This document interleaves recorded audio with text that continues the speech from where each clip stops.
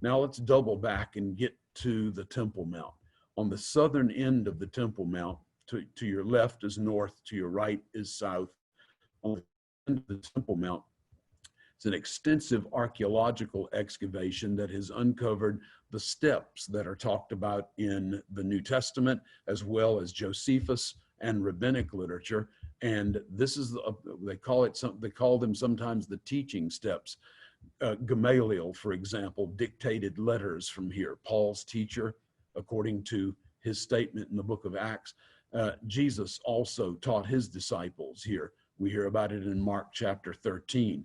More than likely, if the experience of the day of Pentecost by the early followers of Jesus, the 120 in the upper room, was a private event, it very quickly spills out into a public venue, because the book of Acts talks about Peter speaking to the multitude, and that there were people gathered from every nation under heaven, clearly making pilgrimage to visit this Temple Mount.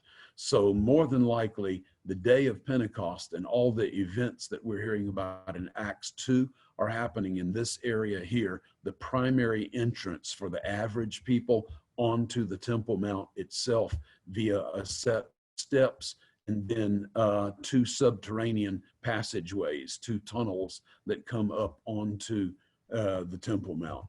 Let's take a look at it from the other side. Now we're on the Mount of Olives, and we're looking from the east to the west. And here you can see that edge of the city wall going along here. This is the southern wall of Jerusalem that dates to the 15th century. And right here you see in the foreground, to the far right on the screen, you see those teaching steps. There's a group up there. You can see people, and we visit that location every time that we study on site in the land of Israel. In between us on the Mount of Olives and the Temple Mount is that Kidron Valley that runs along, and also north to south. And this is the city of David that goes down all the way to the Pool of Siloam, which we have studied on previous occasions.